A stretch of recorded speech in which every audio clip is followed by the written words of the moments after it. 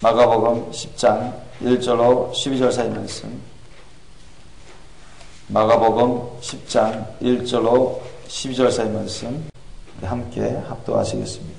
시작. 예수께서 거기서 떠나 유대 지경과 요단강 건너편으로 가시니 무리가 다시 모여들거늘 예수께서 다시 전례대로 가르치시더니 바리새인들이 예수께 나와 그를 시험하여 묻되 사람이 아내를 내어버리는 것이 옳으니까? 대답하여 가라사대 모세가 어떻게 너에게 명하였느냐?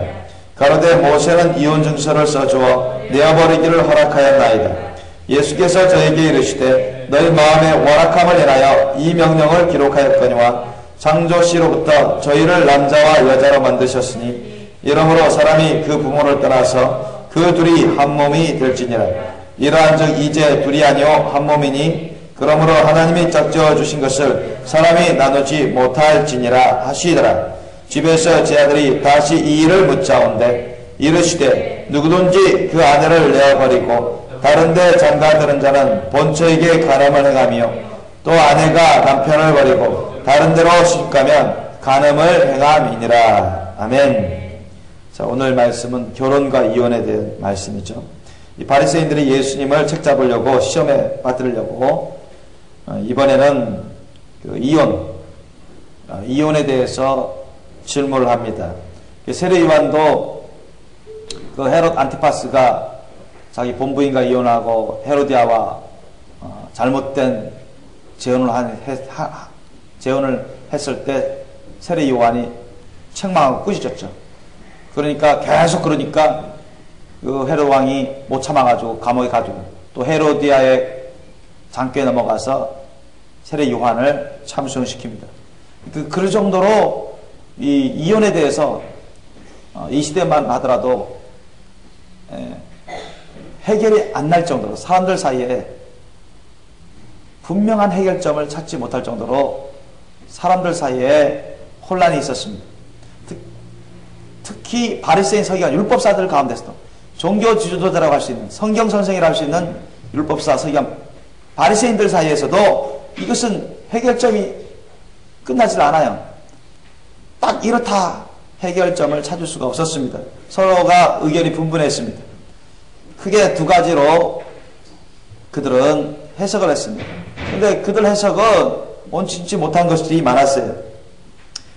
모세 율법을 통해서 하나님께서 그 당시 출애굽 이후에 이스라엘 백성들이 결혼하고 나서 함부로 이혼하지 못하도록 하기 위해서 모세 율법을 통해서 분명하게 알려주고 있습니다.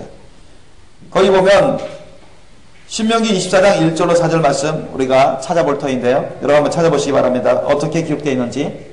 신명기 24장 1절로 4절 말씀 이혼에 대해서 어떻게 나오고 있는지 한번 찾아보겠습니다.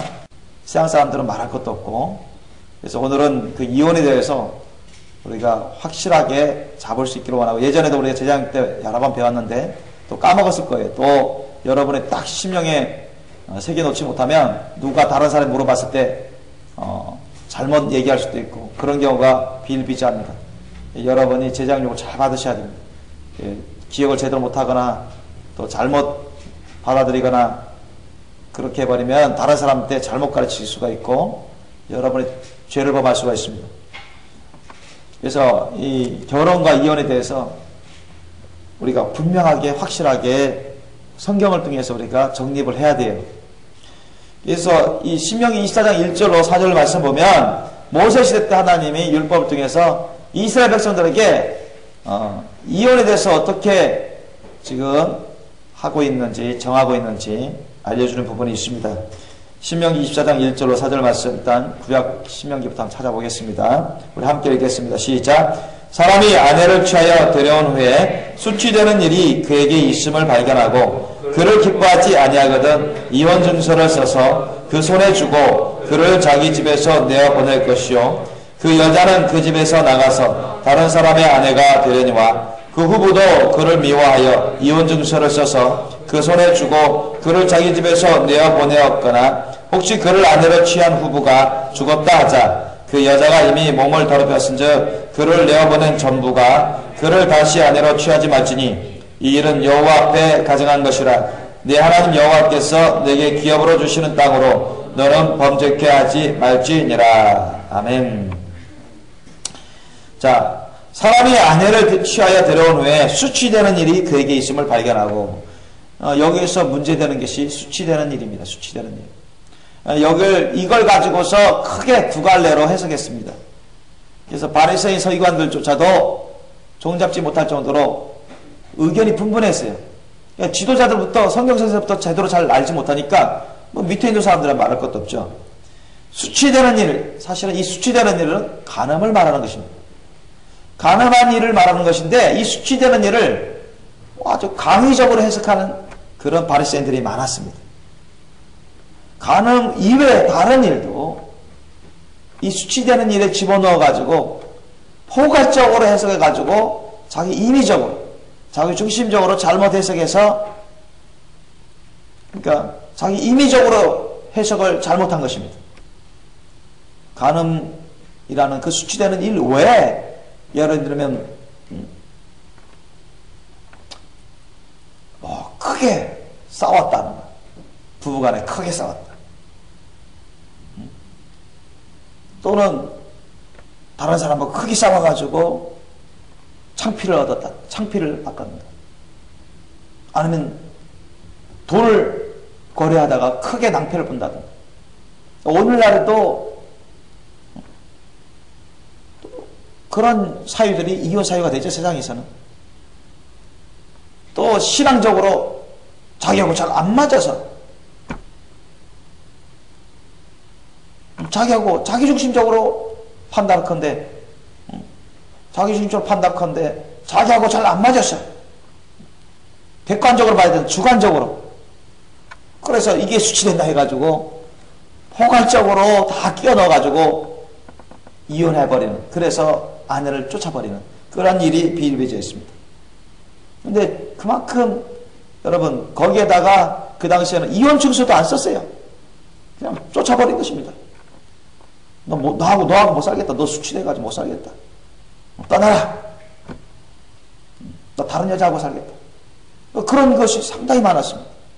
바리새인 서기관들부터 그런 삶을 살았고, 또 그렇게 해석을 하고 그렇게 가르치니까 밑에 있는 자들이 그렇게 산 사람들이 많아요. 또 어떤 바리새인 중에는 그래도 이거는 정확히 해석해서, 이거는 그 샴마 하파 같은 경우에는 이런 수치는 간음만이 해당되는 것입니다. 이렇게 요거에 대해서는 좀 정확하게 해석해서 의견이 분분했던 것입니다. 어느 바리새인 파가 맞는 것인지, 어느 학파의 말이 해석이 맞는 것인지 의견이 분분해서 해결점을 찾지 못하는 그런 상황이 있었어요. 그러면서 잘못된 이혼을 하고 아내를 쫓아버리고 간음하면서 재혼하고 그런 경우가 항상 아주 많았어요. 오늘날에도 여러분, 세상 사람들은 말할 것도 없고 오늘날 기독교인 중간에서도 간음하는 사람들도 많고 간음하면서 재혼한 사람들도 많습니다. 그래서 우리는 하나의 말씀이 분명히 무엇을 말씀하고 있는 것을 분명하게 올바르게 여러분 배우셔야 되고 분별해야 되고, 이것을 우리가 잘 지킬 수 있도록 해야 됩니다. 그래서 하도 그런 일이 많으니까 여러분, 여자들만 인권의 사각지대에 놓이게 된 것입니다. 억울하게 쫓겨나가고, 이혼 증수도 없으니까 남들 보기에는 객관적으로 이혼했다는 그 증표도 없으니까 어디 가서 재혼도 못해요. 그 남편에서 일방적으로 쫓겨나가는 것입니다. 이혼 증수도 못 받고. 그러면 남편은 내가 이혼했다 해가지고 해놓고 다른 여자 데려와서 살죠. 자기는 이혼 증수도 없어. 다른 사람들 보기에는 자기는 이혼한 것도 이혼증 못 받아요. 그러면서 오도갈 때도 못하는 것입니다. 사각지, 인권 사각지대에 놓이고, 또 수치되는 것으로 몰려가가지고 창녀처럼 취급당하고 완전 사회에서 매장되는 그런 인권 사각지대에 놓이게 된 것입니다. 그래서 하나님께서 모세를 통해서 좀 여성이나 남성이나 하나님 앞에서 똑같은 1대1의 인격자인데, 물론 영적인 질서는 남편이 우선이지만 인격자로서 1대1 인격자인데 하나님이 여성의 인권을 존중해주고 보호해주기 위해서 모세를 통해서 그 보호 차원에서 그러면 이혼 증서를 확실히 써줘라. 이혼 증서를 확실히 써주면 이 사람이 떳떳이 다른 남자에서 또 재혼할 수 있을 거 아니냐. 그리고 이혼 증서를 안 쓸 때하고 이혼 증서 쓸 때하면 확실하게 예를 들면 육하원칙 입각에서 쓰게 된다면 더 이혼하기 어렵게 되는 것입니다. 그래서 이혼을 더 어렵게 하고 함부로 이혼하지 못하도록 그리고 여성의 인권을 더 확실하게 보호해 주시고 더 안정되게 보호하기 위해서는 이혼 증서를 써서 이혼해라. 이렇게 하나님께서 모세를 통해서 율법을 주신 것인데 요것조차도 바리새인 서기관들이 제대로 해석을 못해서 의견이 분분했던 것입니다. 그 당시도 오늘날에도 잘못된 이혼하는 사람들이 상당히 많습니다. 그러면 오늘 본문 말씀 보시기 바랍니다. 신명기 24장 1절로 4절 말씀 우리가 잠시 우리가 살펴봤습니다. 모세 율법을 통해서 그 당시 이혼에 대해서 어떻게 주님이 어떤 뜻으로 주셨는지 우리가 살펴봤어요. 간단히. 그러면 오늘 본문 말씀을 보면 이것 갖고 예수님을 시험합니다. 예수님이 둘 중에 어느 한 가지를 택하시겠죠. 이혼해도 된다. 모세의 율법을 따라서 이혼해도 된다. 이혼해서는 안 된다. 그러니까 그 당시 의견이 분분했던 크게 두 갈래 파로 나누었던 그 둘 중에 하나를 말하겠지. 그래서 예수님을 궁지에 몰게끔 진퇴양난에 빠져서 예수님으로 하여금 또 큰 논란의 그 상황으로 몰고 가려고. 세례 요한도 그것 때문에 죽임 당했는데 세례 요한처럼 만약에 예수님이 그렇게 해석하면은 예수님도 예수란 자도 헤로드 왕이나 다른 정치 권력에 의해서 책 잡혀서 잡혀가지고 얼마든지 죽임을 당할 수도 있다. 예수님을 책 잡고 죽이려고 하는 그런 속셈으로 예수님을 시험 받으려고 물어보는 것입니다. 2절 보니까 바리새인들이 예수께 나와 그를 시험하여 묻되 사람이 아내를 내어버리는 것이 옳습니까? 그때 예수님은 아주 지혜로우시죠. 그래, 니네가 해석의 기준을 삼고 있는 너희들의 생활의 기준을 삼고 있는 모세율법엔 어떻게 기록되어 있느냐? 그렇게 주님이 반문하십니다. 그러니까 그들이 어쩔 수 없이 대답을 할 수밖에 없죠. 3절에 보니까 대답하여 가르쳐 모세가 어떻게 너희에게 명하였느냐? 그들로 하여금 모세의 율법을 대답하게 만드십니다. 그런데 모세는 이혼 증서를 써주어 내어버리기를 허락하였나이다. 그런데 이것은 모세는 이혼 증서를 써주어 내어버리기를 허락하였나이다. 이렇게 그들은 대답을 합니다. 이것만 보면은 이혼 증서만 써주면 다 웬만한 이혼은 다 이혼 사유가 되는 것이냐 착각이 팔 수가 있는데 절대 그렇지 않습니다.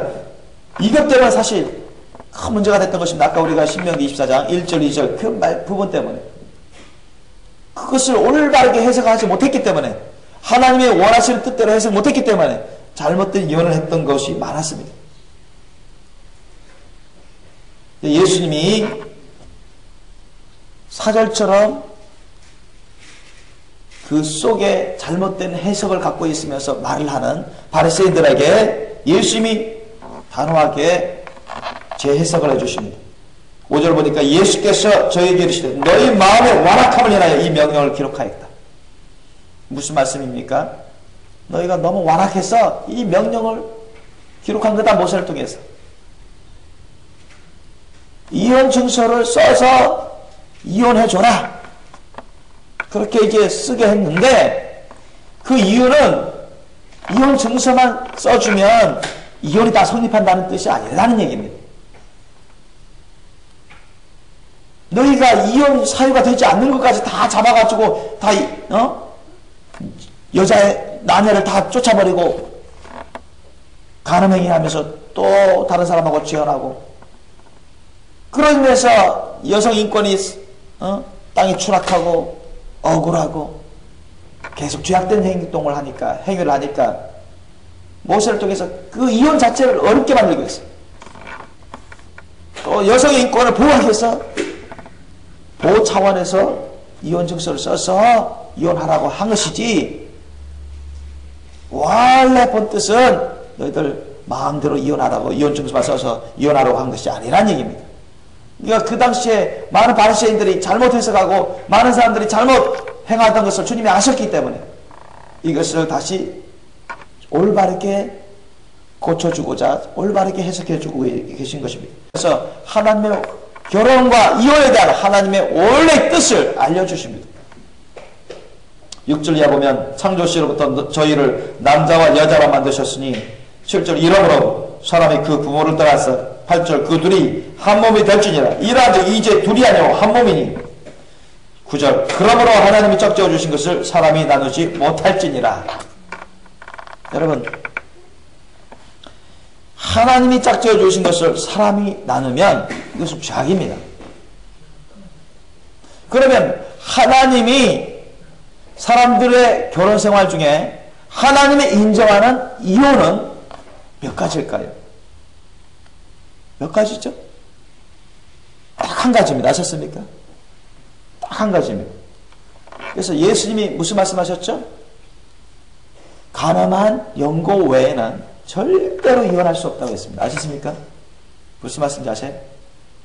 우리가 한번 찾아보겠습니다. 마태복음 19장 한번 찾아보겠습니다. 우리 예전에 봤죠?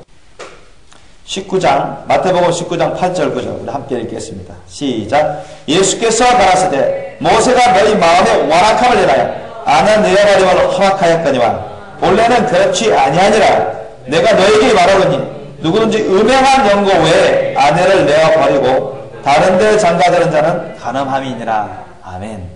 그러니까 간음한 이유가 없는데 이혼하는 것은 그건 죄악을 범하는 간음 죄악이다. 그러니까 상대방의 배우자가 간음을 하지 않았는데 성격이 안 맞는다. 돈 문제가 생겼다. 크게 싸웠다.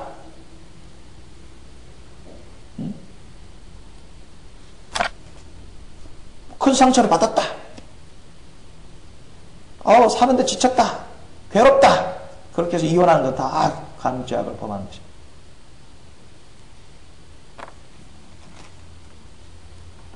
그렇게 해서 여러분 다른 데 장가들고 다른 데 시집가는 것은 다 간음 죄악을 범하는 것입니다. 무슨 말인지 이해하십니까? 예수님께서 하나님께서 인정하시는 합당한 이유, 이혼의 하나님 앞에서 합당한 하나님이 인정하시는 이혼 사유는 딱 한 가지입니다. 아셨습니까? 그럼 상대방이 가난했습니다. 그때는 이혼할 수 있다. 본인이 이혼할 수 있어요. 왜? 왜 이혼할 수 있습니까? 결혼의 언약관계를 깨뜨렸거든요. 이혼, 간음이라는 게. 간음이라는 게 부부 사이의 언약관계, 결혼이라는 언약관계를 깨버린 것입니다. 일방적으로. 아셨습니까? 일방적으로 깨버리니까 상대방이 이혼할 수 있는 사유가 되는 것입니다. 하나님 그걸 인정하시겠다는 것입니다.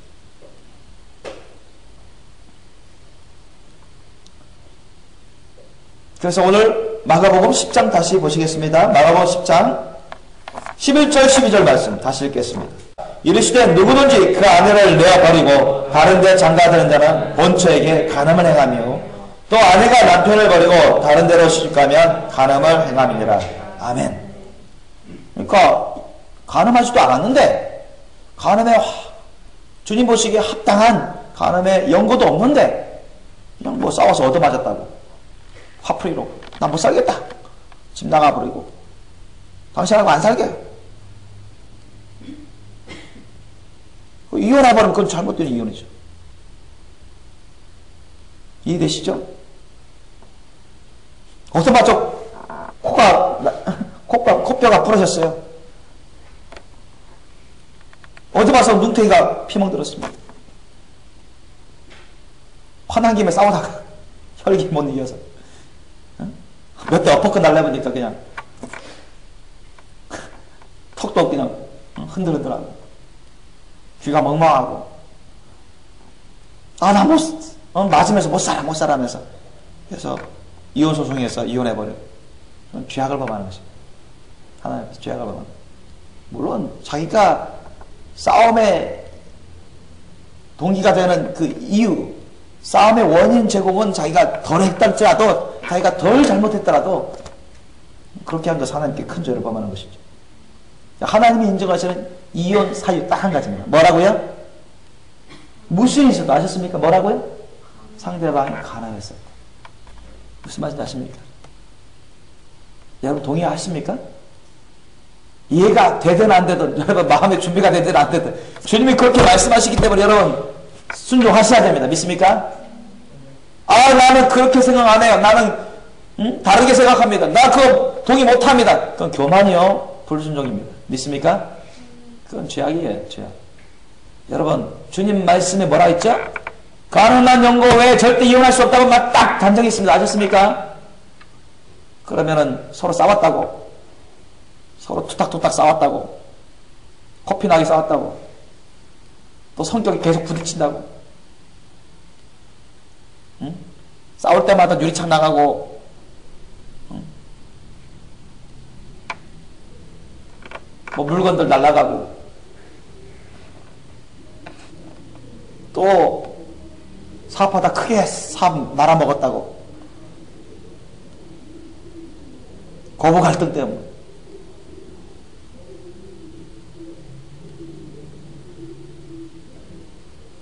억압된 감정이 폭발해가지고 상한 감정이 쌓이고 폭발했어요. 그것 때문에 여러분 이혼하는 것은 다 하나님 앞에서 큰 죄악을 범하는 것입니다. 무슨 말씀인지 아십니까? 오늘날 우리 한국 사회만 보더라도 여러분 가장 많은 이혼 사유가 뭔지 아십니까? 가장 많은 이혼 사유 성격이 차이랍니다. 성격 차이. 너무 성격이 안 맞았다. 근데 세상에서는 그 이혼 사유가 돼버려요. 그 다음에 상대방의 가능, 그 다음에 경제적인 일 많습니다. 여러분. 또 고부 갈등, 시집살이 너무 힘들어서 고부 갈등, 그런 것도 또 적지 않고, 그건 다 잘못된 것입니다. 다 이혼 사유가 될 수 없어요. 하나님 앞에서는. 세상에서는 이혼 사유가 될 수 있어요. 세상에서는. 세상의 법하고 하나의 법은 다르죠. 세상 법대로 살 것 같으면 다 지옥 갑니다, 여러분. 하나의 법대로 따라야죠. 기준을 하나의 법에 두셔야지, 세상 법의 기준 두고 살다 보면 여러분 다 지옥 갑니다. 그런 사람들. 그래서 오직 우리가 자기가 스스로 이혼할 수 있는 그런 유일한 하나의 이유가 있는데, 연고가 있는데, 그것은 예수님이 말씀하신 대로, 다 단정하신 대로 가능한 것입니다. 그때는 이혼할 수 있어요. 왜? 상대방이 결혼의 언약 관계를 파기했기 때문에, 일방적으로. 자동적으로 그렇게 할 수 있습니다. 오늘 말씀 여러분 잘 들으세요. 오늘 말씀은, 자, 그런데 사도 바울이 고린도전서에서 이거에 대해서 또 결혼과 이혼에 대해서 또 요거에 대해서 부연 설명하는 부분이 나와요. 자, 그런데 요거하고 어떻게 보면 안 맞는 것처럼 보이는 그런 구절들이 있습니다. 그러나 사실은 안 맞는 게 아니죠. 오해를 하시거나 잘못 이해하는 사람들이 있는데, 이해 못하는 사람들이 있어요. 우리가 고린도전서 우리가 예전에 공부했죠. 7장 한번 찾아보시기 바랍니다. 고린도전서 7장. 자, 결혼 문제에 대해서, 이혼에 대해서 나옵니다. 7장 1절로 16절까지. 7장 1절로, 고린도전서 7장 1절로 16절까지 여러분 잘 보시기 바랍니다. 함께 읽겠습니다. 시작. 너희의 수준말에 대하여는 남자가 여자를 가까이 아내함이 좋으나 음행의 영으로 남자마다 자기 아내를 두고 여자마다 자기 남편을 두라. 남편은 그 아내에게 대한 의무를 다하고 아내도 그 남편에게 그렇게 할지라. 아내가 자기 몸을 주장하지 못하고 오직 그 남편이 하며, 남편도 이와 같이 자기 몸을 주장하지 못하고 오직 그 아내가 하나니 서로 분방하지 말라. 다만 기도할 틈을 얻기 위하여 합의상 얼마 동안은 하되 다시 합하라. 이는 너희의 절제 못함을 인하여 사단으로 너희를 시험하지 못하게 하려 함이라. 그러나 내가 이 말을 하면 권도요 명령은 아니라. 나는 모든 사람이 나와 같기를 원하노라. 그러나 각각 하나님께 받은 자기의 의사가 있으니 하나는 이러하고 하나는 저러하니라. 내가 혼인하지 아니한 자들과 및 과부들에게 이르노니 나와 같이 그냥 지내는 것이 좋으니라. 만일 절제할 수 없거든 혼인하라. 정목이 불같이 타는 것보다 혼인하는 것이 나으니라. 혼인한 자들에게 내가 명하노니 명하는 자는 내가 아니요 주시라. 여자는 남편에게서 갈리지 말고 만일 갈릴지라도 그냥 지내든지 다시 그 남편과 화합하든지 하라. 남편도 아내를 버리지 말라. 그 남은 사람들에게 내가 말하노니 이는 주의 명령이 아니라 만일 어떤 형제에게 믿지 아니하는 아내가 있어 남편과 함께 살기를 좋아하거든 저를 버리지 말며 어떤 여자에게 믿지 아니하는 남편이 있어 아내와 함께 살기를 좋아하거든 그 남편을 버리지 말라. 믿지 아니하는 남편이 아내로 인하여 거룩하게 되고 믿지 아니하는 아내가 남편을 인하여 거룩하게 되나니 그렇지 아니하면 너희 자녀도 깨끗이 못하니라. 그러나 이제 거룩하니라. 혹 믿지 아니하는 자가 갈리거든 갈리게 하라. 형제나 자매나 이런 일에 구속받을 것이 없느니라. 그러나 하나님은 화평 중에서 너희를 부르셨느니라. 아내된 자여 내가 남편을 구원하는지 어찌 알 수 있으며 남편된 자여 내가 내 아내를 구원하는지 어찌 알 수 있으리요. 아멘. 우리가 이전에 제자할 때 배웠죠. 기억을 되살리면서 보세요. 특별히 여러분 10절과 11절 말씀 다시 한번 읽겠습니다. 10절과 11절 말씀 다시 한번 시작. 혼인한 자들에게 내가 명하노니 명하는 자는 내가 아니요 주시라. 여자는 남편에게서 갈리지 말고 만일 갈릴지라도 그냥 지내든지 다시 그 남편과 화합하든지 하라. 남편도 아내를 버리지 말라. 이런 말씀하십니다. 자, 갈리다라는 것은 여러분 이혼한다는 얘기입니다. 이혼한다. 그러면 여자는 남편에게서 갈리지 말고, 자, 이건 주님의 명령이라는 얘기죠. 지금 10절과 11절 말씀은 주님의 명령입니다. 이건 반드시 이렇게 하라는 것입니다. 여자는 남편에게서 이혼하지 말고 만일 갈릴지라도 만일 이혼할지라도 그냥 지내든지 다시 그 남편과 화합하든지 하라. 자, 그러면 여자가 스스로 이혼할 수 있는 경우가 어떤 경우입니까? 상대방이 간음했을 경우. 아셨습니까? 무슨 말씀인지 아십니까? 상대방이 간음했을 경우 그때는 이혼할 수 있어요. 그런데 이혼했다고 해서 자기가 재혼할 수 있냐? 그게 아닙니다. 무슨 말씀인지 아십니까? 그래서 여러분 많이 혼동하고 이해 못하신 분들 계십니다. 만일 갈릴지라도 그냥 지내든지 다시 그 남편과 화합하든지. 여기가 명령입니다. 자, 이혼했어요. 상대방이 간음했는데 남편이 간음했어요. 근데 나 못 살겠다. 이혼했습니다. 그러면 자기가 곧바로 재혼할 수 있는 게 아닙니다. 일단은 그냥 자기 혼자 지내든지 남편이 사죄하는 것입니다. 용서해달라고. 우리 다시 합하자. 다시 그렇지 않겠다. 그럼 여러분 이때는 예수님의 천국복음의 법칙을 적용해야 됩니다. 베드로가 예수님께 물어봤죠. 예수님, 잘못한 형제에게 7번 용서해주면 되겠습니까? 했더니 예수님 뭐라 했었죠? 7번? 1번씩 7번이라도 용서해줘라. 그러면 490번입니다. 말이 490번이죠. 여러분 진짜로 회개해서 남편이 돌아와서 정말 당신 없으면 못 살아. 내가 정말 죽을 죄졌어. 앞으로 안 할게. 우리 다시 합해. 그러면 어떻게 되죠? 예수님의 십자가상의 천국복음 법칙을 따르셔야 됩니다. 아셨습니까? 그럼 어떻게 됩니까? 받아줘서 합해야 돼요. 아셨습니까? 그게 지금 누구의 명령이라고 합니까? 주님의 명령입니다. 아셨습니까? 무슨 말씀인지 아십니까? 안 받아주면요 죄 짓는 것입니다. 왜 그런지 아십니까? 저와 여러분은 하나님 앞에서 예수님 앞에서 얼마나 많은 죄를 지었죠? 아마 수만 번 수십만 번 이상 죄를 지었겠습니다. 그런데 주님이 우리가 용서를 구할 때 주님이 용서해 줬어요? 안 용서해 줬어요? 수만 번 수십만 번 이상 죄를 용서해 주셨어요? 안 주셨어요? 한 번에 다 용서해 주시잖아요. 또 죄를 들려 또 용서해. 만약 우리가 용서받은 다음에 또 죄 지었는데 예수님이 주님께서 너희 녀석 내가 얼마나 용서했는데 또 죄를 지어 너희는 끝났어. 우리는 다 지옥 가야 됩니다. 무슨 말씀인지 아십니까? 그래서 주님이 70번씩 7번 490번이라도 용서해줘라. 그 말은 계속 진짜 회개하면 용서해줘라. 그런 얘기입니다. 남편이 회개할 생각이 없어요, 여러분. 남편이 회개할 생각이 없어. 계속 가는 짓 하는 것입니다. 이 여자, 저 여자 건드리면서 그냥. 그러면 어떻게 됩니까? 혼자 살아야죠, 일단은. 합할 수가 없는 것이 나셨습니까? 회개도 안 하는데요, 그게. 회개도 안 하는데, 일단은, 이혼한 상대로, 남편이, 또는, 남편이 회개를 안 해요. 계속 가늠해요. 그러면, 이거는, 이혼 상태에서는 다시 합할 수가 없잖아요. 그러면 가만히 혼자 사는 거예요, 혼자 사는 거예요. 혼자 사는 것입니다. 그리고 남편도 아내를 버리지 말라. 남편도 아내를 버리지 말라. 근데 남편이 가는 짓 하다가 다른 여자하고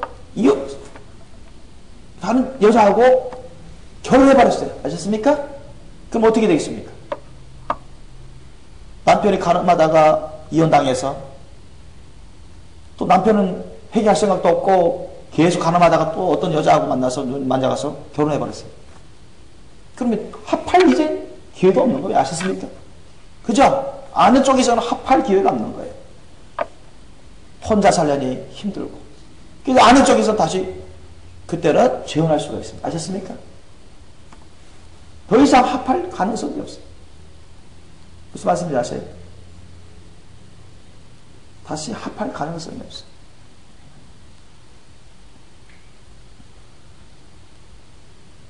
다시 합할 가능성이 없습니다. 예수님이 십자가로 용서해줘도 합할 가능성이 없어요. 그러면서 그 아내가 너무 힘든 거예요. 내 혼자 살기가 너무 힘드니까. 정말 주님께 구하면서 정말 내 혼자 살기가 너무 힘듭니다. 그럴 수 있거든요. 그러면 아까처럼 뭐죠? 절제할 수 없을 수가 있어요. 그래서 배우자를 구합니다. 그때는 여러분 결혼할 수 있다고 우리가 해석할 수가 있습니다. 그런데 그 다음에 또 어떤 경우가 있었죠?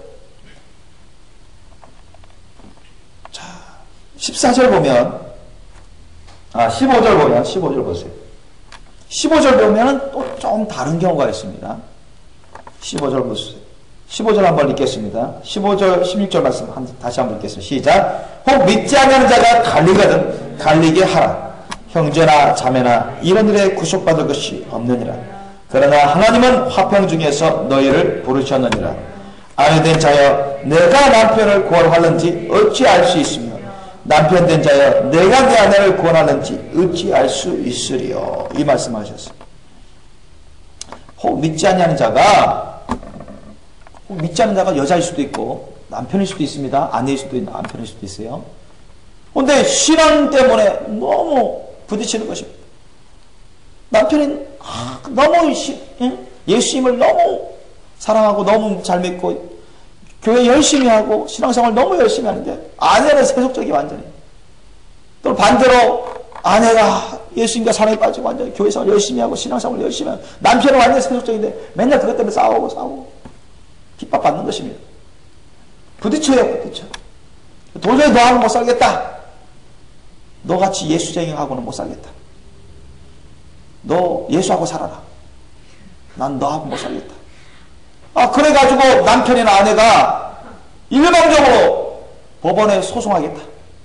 너 나하고 도장 안 찍어주면 난 법원에 소송한다. 여러분 그 정도 되면 여러분 이 세상법에서도 거의 이혼돼버려요, 여러분. 그리고 어떻게 되면 여러분 법원에 가서 소송돼버리면 하면 그 절차를 통해서 얼마나 아프겠습니까? 자신은 그런 게 막 드러나고 예수님의 영광이 더 가릴 수가 있고 더 마음 고통이 아픈 건 사람들은 다 알아버리는 거예요. 그냥 이 상황은.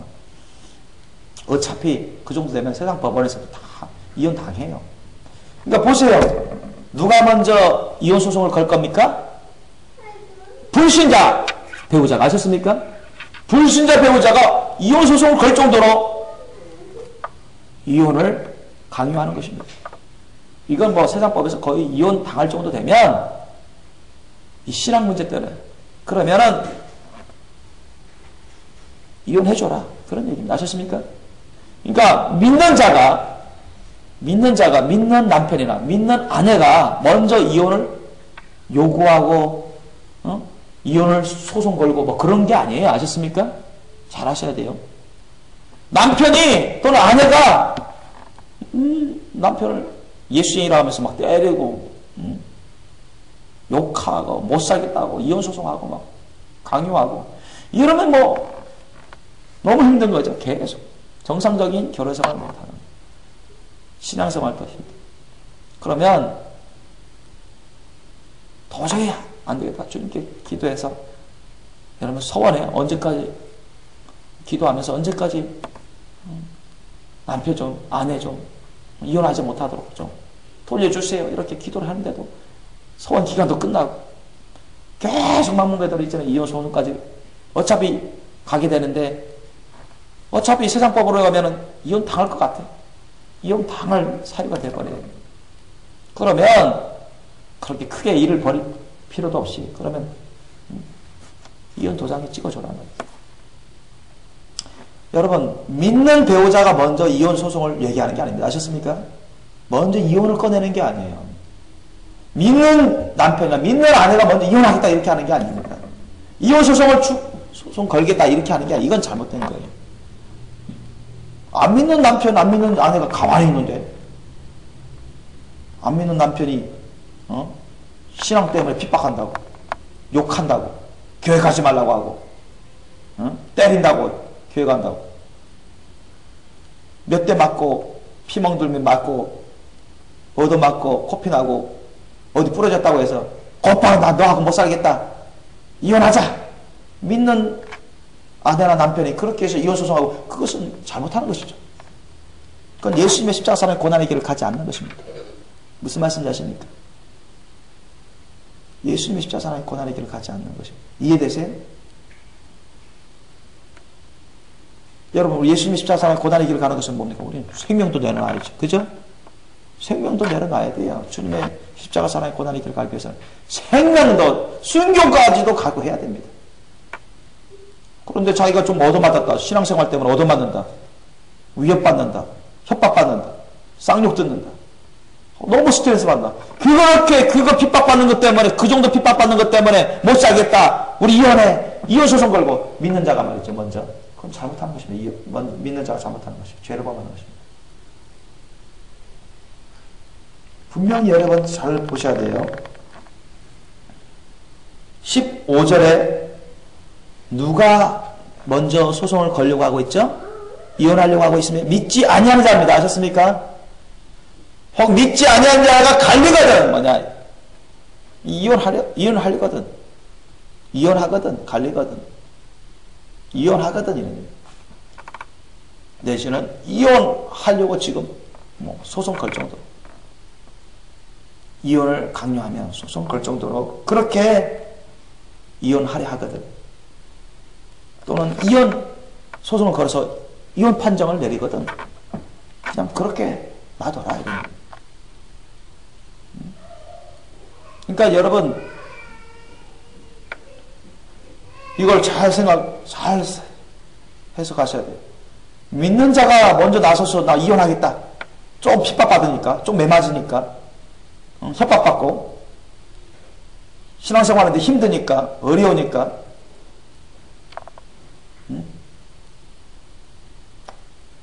못 참겠다 해가지고 이혼 소송 걸고 그런 건 믿는 자가 잘못하는 것입니다. 남편, 안 믿는 남편은 지금 이혼 소송도, 이혼 얘기도 꺼내지 않는다. 단지 그냥 신앙생활 하는 거 싫고, 교회 가는 거 싫고, 못 봐주고, 짜증나고 스트레스 받으니까 때리고 협박하고 그런 것인데, 그것도 못 참고, 그런 핍박도 못 참을 정도면, 그건 예수님의 십자가 사랑의 고난의 길을 가는 게 아닙니다. 예수님의 십자가 사랑의 천국복음과 다른 것입니다. 오늘날 그런 사람들이 많죠. 그런 기독교인들이. 잘못하는 것이죠. 죄를 범하는 것입니다. 믿지 않는 자, 불신자가 먼저 나서서 이혼 소송을 거는 것입니다. 이혼을 당하죠. 그렇게 해서 이혼을 당하게 되면 이혼을 당한 대로 내둬라는 얘기입니다. 믿는 자 쪽에서. 그것도 하나의 큰 핍박이죠. 그런 얘기예요. 그러니까 자기 믿는 자 쪽에서 먼저, 여러분, 믿는 자 쪽에서 먼저 소송할 수 있는, 이혼할 수 있는 유일한 연고는 뭐밖에 없다고 할 수 있어요? 간음. 아셨습니까? 이해되십니까? 예수님 하신 말씀이 맞아요. 예수님 하신 말씀이 맞습니다. 내가 아까 처음에 그 말씀을 우리가 같이 나눴죠? 예수님 하나님 말씀하시기를 간음한 연고 외에는 절대 이혼할 수 없다. 자기가 주체적으로 할 수 없다고 했어요. 우리는 믿는 사람이죠. 하나님은 믿는 사람 앞에서 말씀하신 것입니다. 사실 믿는 사람, 안 믿는 사람 앞에서 다 말씀하신 것이지만 안 믿는 사람은 예수님 말씀 무시하니까 계속 당연히 죄악된 길로 가겠지만 믿는 사람들은 하나님 말씀, 예수님을 믿고 있으니까 섬기니까 주님 말씀에 따라야죠. 여러분 분별되십니까? 믿지 아니하는 자가 갈리거든 했어요. 여러분 믿는 자가 갈리거든이 아닙니다. 믿지 아니하는 자가 갈리거든. 불신자가 갈렸어요. 신앙 때문에. 너 같은 예수적인 예수하고 푹 미친 사람하고 나 살지 못하겠다.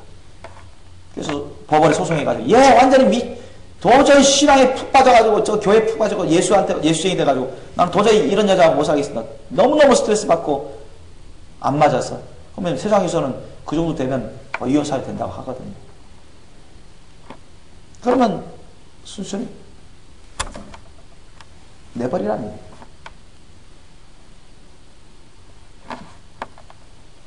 그러니까 믿는 쪽에서는 자기 스스로 먼저 이혼을 꺼낸 것도 아니고 이혼 소송을 건 것도 아닙니다. 아셨습니까?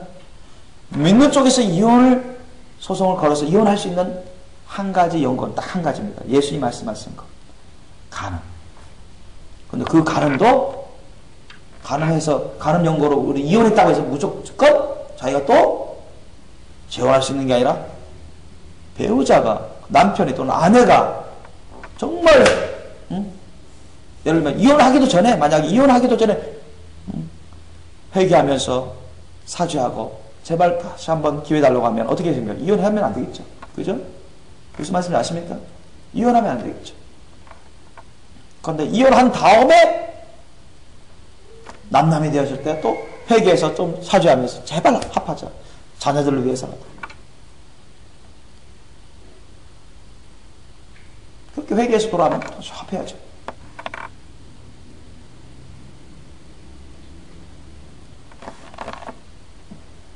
그런데 이것을 여러분 분별하지 못하고 이것을 깨닫지 못하는 너무나 많은 기독교인조차도 그냥 몇 번 싸웠다고 해서 이혼해버리고 경제적인 문제로 인해서 이혼해버리고 시집살이 어렵다고 친가 시가 다퉜다고 이혼해버리고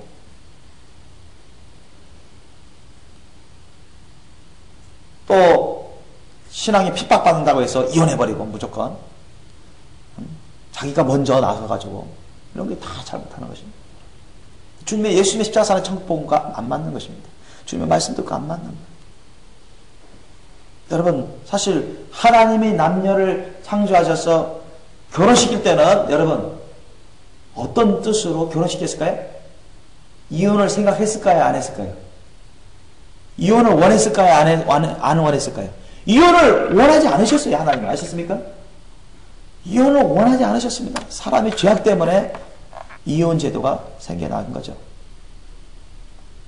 하나님은 우리 사람들이 죄를 범하는 걸 원치 않으셨어요. 이혼하는 것을 전혀 원하지 않았습니다. 아셨습니까? 그러니까 원리적으로 원천적으로 하나님은 우리 사람들이 결혼한 다음에 이혼하는 걸 원하지 않습니다. 아셨습니까? 근본적으로 아셨어요? 근데 사람들이 죄악 때문에 딱 한 가지 이유 때문에 이혼을 주님이 인정하시는 게 있는데 그게 바로 간음행위입니다.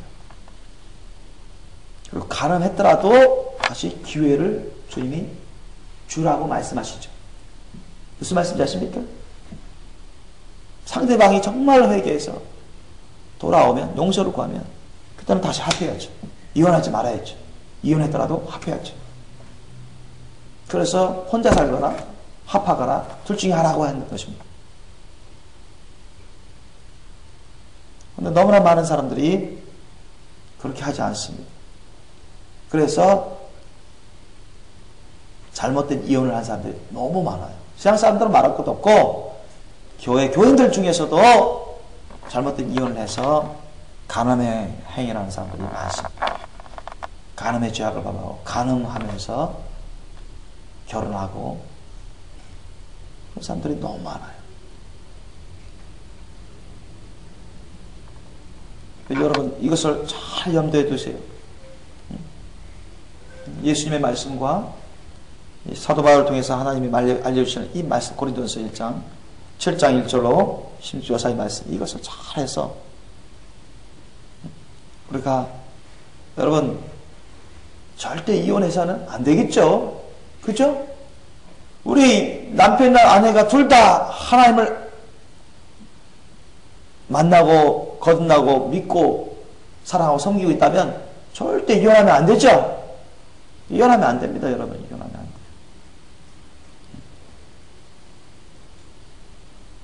이혼하면 안 돼요.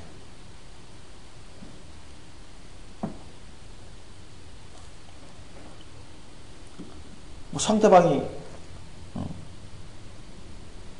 만약에 간음해가지고 이혼할 것 같은 그런 위기 가운데 빠졌는데도 간음한 사람이 해결 안 하면 더 큰 죄악을 범하는 것이죠. 그때는 이혼할 수가 있습니다. 이혼한 다음에도 정말 회개치 않고 제 마음대로 그냥 뭐 배우자가 계속 간음하고 그래 보세요. 하나님의 신이 떠나버립니다. 나중에 심해지면 그런 정욕에 사로잡혀가지고 간음의 귀신 영들에게 사로잡혀가지고 나중에는 주님께서 떠날 수가 있습니다. 나중에 스스로 성령 해방을 할 수도 있어요. 성령 해방죄를 범할 수도 있어요. 그 사람.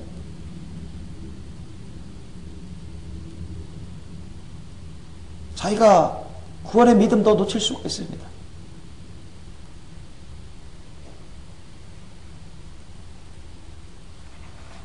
또한 여러분 배우자도 아까도 말씀드리지만 설령 이혼할지라도 갈릴지라도 혼자 살든가 합하든가 둘 중에 하나가 하겠습니다. 그건 주님의 명령이라 했어요. 설령 상대방이 간음해서 이혼했더라도 곧바로 자기가 또 재혼할 수는 없습니다. 그건 왠지 아십니까? 상대방에게 다시 기회를 주고자 하는 예수님의 사랑의 심령 때문에 그렇습니다. 예수님의 십자가 사랑의 천국 복음 때문에 그렇습니다. 상대방이 회개해서 다시 돌아올 수 있는 기회를 하나님이 주기를 원하시기 때문에 그렇습니다. 그게 예수님의 십자가 사랑의 복음인 것입니다. 혼자 살든가 혼자 살면서 상대방이 회개해서 돌아올 길을 기다리는 것입니다. 안 돌아오면 회개치 않으면 계속 혼자 살아야 되죠. 그러다가 남편이 계속 간음하면서 다른 여자하고 결혼했어요. 그러면 이제 더 이상 합할 가능성이 없어요. 합할 수가 없어요. 그런데 아내는 너무 힘든 거예요. 결혼 생활을 원합니다. 그것 때문에 또 시험 받고. 그럴 바에는 주님께 다시 기도해서 배우자를 구할 수가 있다는 것입니다. 그러기 전에는 절대로 여러분, 우리는 이혼이 안 됩니다. 이혼, 만약에,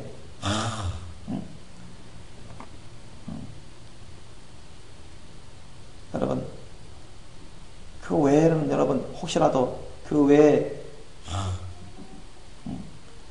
저렇게만 해봐라, 이렇게만 해봐라. 가늠한 연고 외에 다른 이유로 여러분 이혼하고자 했던 마음이나 생각이 있었다면 그거는 잘못된 죄악된 생각이죠. 하나님의 말씀 뜻을 깨닫지 못하는 것이죠.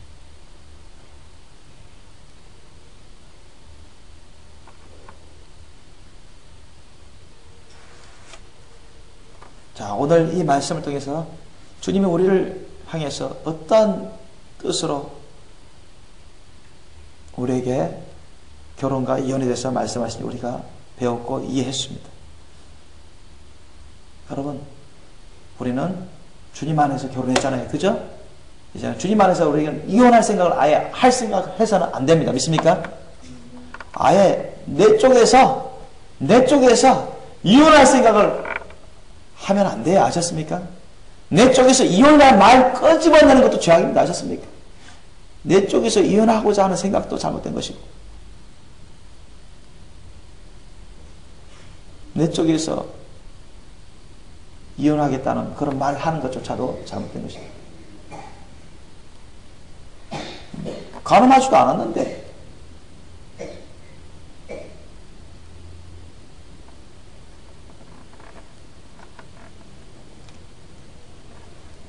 그래서 주님께서 원천적으로 근본적으로 우리가 결혼하면 이 세상 떠날 때까지 사별할 때까지는 여러분 계속 같이 살기를 원하십니다. 믿습니까? 사별하면 그 다음에는 재혼할 수 있습니다. 성경에. 아셨죠? 네, 예수님도 말씀하셨어요. 사별하면 천국에서 뭐 결혼관계 지속된다고 하지 않고 이 세상에서만 결혼 생활이 있는 것이기 때문에 사별한 다음에는 혼자 과부로 살 수도 있고 혼자 호라비로 살 수도 있고 아니면 힘들면 재혼할 수가 있는 것입니다. 그거는 하나님이 인정하셔요. 그건 택할 수가 있죠. 재혼하든 과부로 호라비로 계속 살든 그거는 양자택일을 할 수 있습니다. 절대로 주님께서 우리에게 원하시는 것은 일단 결혼하면은 사별하기 전까지는 절대 이혼하는 것을 원치 않습니다. 그것이 주님이 우리를 향한 주님의 말씀이십니다. 설령 가난한 영구가 있을지라도 함부로 이혼하는 것을 원치 않습니다. 응? 무슨 말씀인지 아시죠? 만약에 배우자가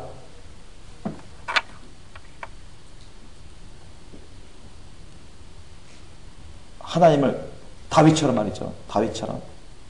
다윗이 바세바를 범했죠.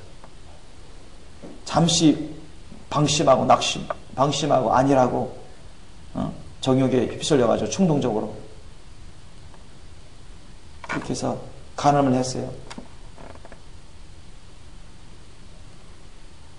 그리고 나서는 그게 드러나가지고 얼마나 수치를 당합니까? 얼마나 욕을 당합니까? 그러면서 또 그랬는데 그때 엉엉 울고 심령을 찢으면서 자신이 정말로 하나님을 경외하지 못했던 것, 아내나 남편에 대해서 큰 죄를 범했다는 것을 인정하고 다시 한 번만 기회 달라고 회개하면서 다시는 안 하겠다고 한 번만 더 기회 달라고 그렇게 할 때 여러분 만약에 그걸 보면서도 진짜로 회개하는데도 당신하고 못 살아 용서 못해 이렇게 하면서 이혼해 보십시오. 그게 과연 예수님의 십자가상의 천국 복음과 맞는 말씀입니까? 맞는 행위인가? 절대 그렇지 않습니다. 그때는 어떻게 해야 되겠습니까? 기회를 주시는 겁니다. 근데 어떤 사람은 이것을 또 역용하려는 사람도 있을 거예요. 야, 예수님의 십자가상의 천국 복음은 야 오래 참는 거구나. 진짜 회개하면 용서해 주는구나. 그래서 그것을 역용하려는 악한 마음을 가진 사람은 진짜 회개하는 사람이 아닙니다. 아셨습니까? 그것을 역용해서 가늠하려고 하는 사람들. 그런 사람은 그것은 회개하는 심령이 아니에요. 가늠을 하기 위한 위장된 회개일 뿐이지.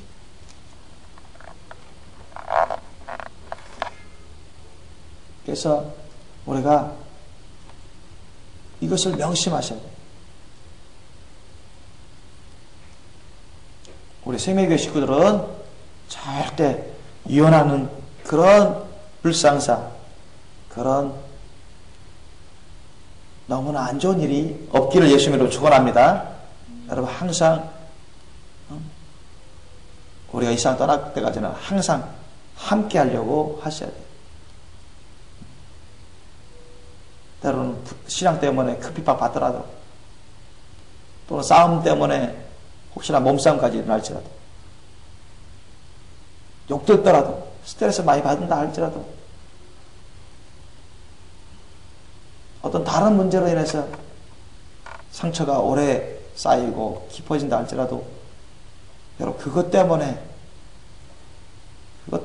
또는 심지어는 믿지 않는 남편, 믿지 않는 아내로 인해서 신앙적인 핍박을 받는다 해서 무턱대고 여러분 자기가 스스로 이혼할 수는 없는 것입니다. 그건 죄악인 것입니다. 그건 예수님의 십자가 사랑의 정법과 맞지 않습니다. 세상 법으로는 다 통용되죠. 우리는 주님 말씀 뜻에 따라서 살아야죠. 그래서 여러분, 우리들은, 믿는 자들은 절대로 이혼을 하려고 하는 생각을 가져서는 안 돼요. 이혼을 하려고 하는 그런 말도 해서는 안 됩니다. 아셨죠? 좀 화났다고 말이죠. 좀 얻어맞았다고, 또 싸웠다고 말이죠.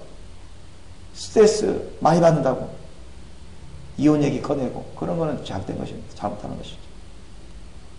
깨닫지 못하는 것입니다. 자기가 무슨 말 하는지. 하나님의 말씀 뜻을 제대로 깨닫지 못해서 그런 말 하는 거죠. 그래서 우리는 항상 사랑한다, 용서합니다, 용서하는 마음, 사랑하는 마음, 오래 참는 마음, 섬기는 마음, 끝까지 예수님의 십자가 사는 고난의 길을 가고자 하는 마음, 그런 마음으로 여러분 가득하시길 예수님으로 축원합니다. 절대 여러분 우리가 주님의 말씀 뜻에 따라서 결혼 생활을 잘 할 수 있기를, 그래야 여러분 자녀들도 복을 받습니다. 부부가 주님 안에서 사랑과 믿음과 소망으로 결속이 강하고 결속력이 강해지고 일심동체가 되고 한마음 한뜻이 되고 주님의 뜨거운 사랑으로 사랑이 열매 풍성히 맺어갈 때 자녀들도 복을 받는 거예요. 자녀들도 복을 받습니다.